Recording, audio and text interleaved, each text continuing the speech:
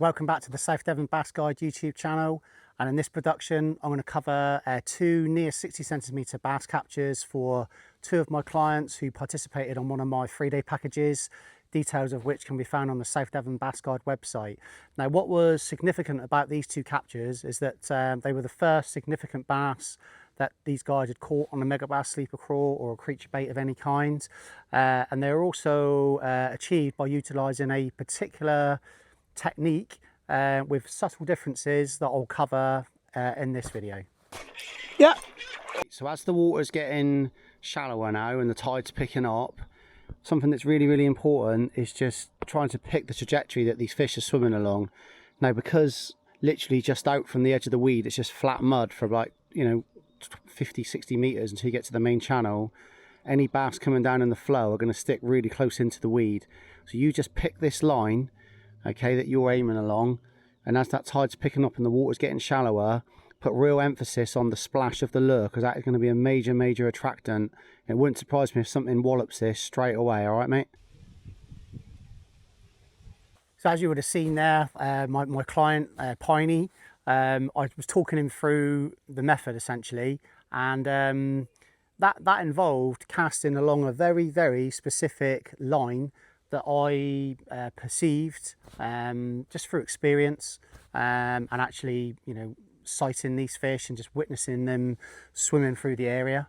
A particular track that I really did believe that these bass would take, that they would swim along. So it was all about the trajectory for this capture. Now, essentially, there was there was 3 patches of weed almost in a line, and then I'd say an area that was about 2 meters wide and another 2 or 3 patches of weed. And this was only, I would say, 2 or 3 meters from the main edge, if you like, so the main sort of margins, the line of weed. Now, outside of that area it was just completely flat mud, so there was nothing. The main channel of the estuary was a good 100 meters out. So I surmised, and again this is something that I've witnessed through experience as well, that any bass that were going to be coming through on the ebbing tide, rather than swim out on the open mud, which they do sometimes do, and to be fair, it was getting very late into the evening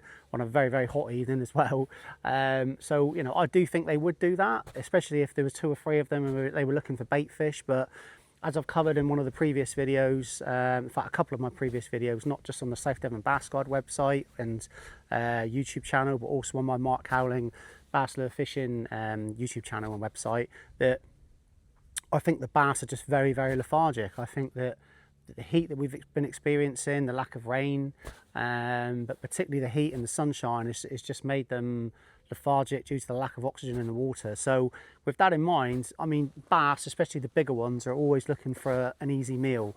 And I suspected, and this is what I talked through with Piney and the other guys, that any bass coming through on the ebbing tide as the water was getting shallower and shallower were probably going to stick very close to the weed. Not only the main sort of margins, but also through any natural gaps. I mean, it stands to reason really. And again, if you use a bit of common sense or bass sense, I should say, don't just think like a fish, think like a bass, is what I said in my my latest book, is that if you can imagine you've got an area where there's 2 sections of weed, then it's more likely that the bass is going to swim through the middle of it, because they're going to be looking to the left and to the right for anything that's scuttling or moving around or attempting to escape. So that was my thinking. It's just, to me, it's a natural passageway. I've watched bass swim through it.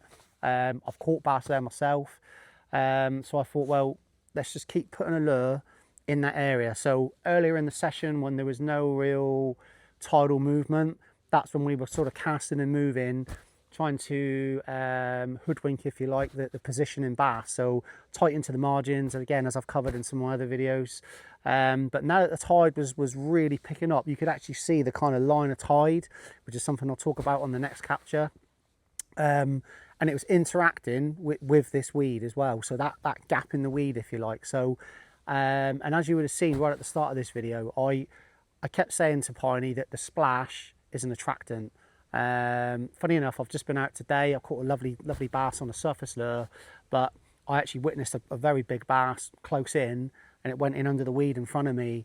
I plopped the Mega Bass Sleeper Craw in, and it actually just came straight out and investigated it. So, you know, without a doubt, a splash is an attractant. But if you can imagine one or more bass, and I suspect there was probably another fish with the one that he caught, swimming together, if they sense a splash maybe 5-10 meters away, they're gonna rush in. And what I'd said to him is, as soon as that lure hits the seabed, and he would have been fishing in 2 foot of water, when he was stood in the water just below knee deep, so the fish were gonna swim right past him really.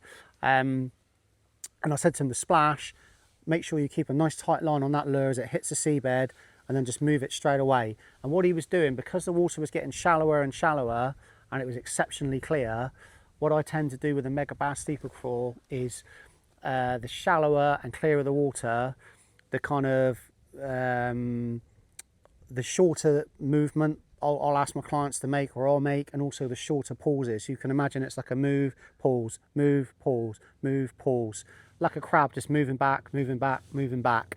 And sure enough, the lure splashed. I think he wound down onto it. I think he moved it once, bang, rod went over, and he'd actually just caught about 10 minutes before his first ever bass on a Mega Bass Sleeper Craw, but it was tiny.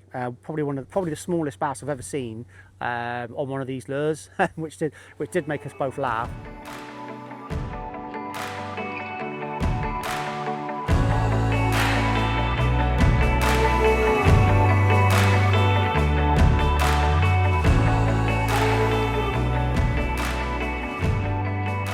Yeah, so the small bass, you know, it was a little bit of a rat-a-tat-tat, and he brought it in, no problem, very, very easy.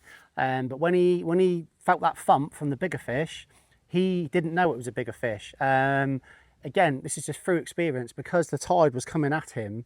The bass had obviously picked up the lure and then carried on swimming towards him. So he was saying to me, Mark, oh, don't worry, it's small. But yeah, I knew differently. And when it came up on the surface, just to our left, thankfully I already had the net in hand, and yeah, I made a bit of a pig's ear trying to net it, but in the end I just said to him, drag it out. I need to get a bigger net. I think I've gone to a slightly smaller Western net, and I think I need to go back to the bigger one. But anyway, on to that on the next capture. But yeah, a high 50-centimeter bass. His second, admittedly, on a Mega Bass Sleeper Craw, but certainly the most noteworthy fish. And yeah, Piney was absolutely chuffed to bits with that one. Yeah, got it. Oh yes, That's a good fish. That's a good fish, mate. That's a good fish. Well, mate, you deserve that. So as you were seeing on the video there, it really does mean a lot to the clients, and it also means a lot to me as their guide when I can assist someone to catch their first bass on a particular lure type. It really does give me a great deal of satisfaction. And yeah, this fish, which was an absolutely pristine predator, was caught by my client Rob. Like I said, he was on the same 3-day package as Piney, and another guy Dave as well, who also caught, in fact he's caught a number of bass with me, Dave, on the Sleeper Craws and various other lures over the years. Particularly the Pirate Lures teaser, I might add. And yeah, this capture was slightly different in the sense that the water was much faster moving. The tide had just started really picking up, and essentially we were targeting just outside of that main crease of the tide, if you like. And again, I've said this in previous articles and blog posts and in previous videos. It was something I picked up on a couple of winters ago, whereby if you can imagine, the bass were coming down in the flow, and they've got one eye on, let's just say, the bait fish that are in the flow, and then one eye, if you like, in the margins, looking for crabs and prawns and stuff like that. And yeah, I think that was definitely the case for this one. But again, it was anticipating their movement as the bass patrolled through. Again, earlier in the session, we'd been casting and moving for the positioned bass, but this was all about, okay, I had all 3 guys lined up on a particular area, and we were anticipating, waiting for the bass to move out of the main body of the estuary into the mouth of a creek. And yeah, this was a lovely capture. It was one of those moments when I just thought, like, any moment now. And again, when you're targeting bass that are patrolling through, essentially you are just casting to the same spot again and again and again. Now, what I'd said to the guys was, again, the splash is an attractant, particularly when the bass are happening, if you like, upon the lure. So imagine them swimming through in the tide, they sense a splash, and then they deviate, you know, or they're attracted, shall we say. I wouldn't say they do deviate. They deviate from the track that they're taking, potentially. And yeah, that splash is an attractant. There's no doubt about that, particularly in that sort of situation. I do think that with paddle tail lures in particular as well, that splash, and then they see that lure just vibrating, that tail, very often you get the hits very, very quickly. So what I'd said to the guys was, rather than bring the lure all the way back to the rod tip, which I would have done in really murky water, and if the seabed was you know, really, really clean, you know, I would have said bring it all the way back to the rod tip. But because there was quite a lot of the green salad on the seabed and a few other bits of sort of I don't know, dead seaweed and bits and pieces on the sort of more gravelly areas as well. Some of the sort of the dead seaweed have accumulated in certain areas where there's little depressions and you know, lumps of stones and things like that where they've accumulated. So what I said to the guys was, look, when you cast it in and it splashes, stay in contact with it when it hits the seabed, and then maybe only just bring it in about halfway in, and then just bring it all the way in, and then just cast in again. So that way then you're kind of maximising every single cast and retrieve, if you like, because you're making the lure splash more often.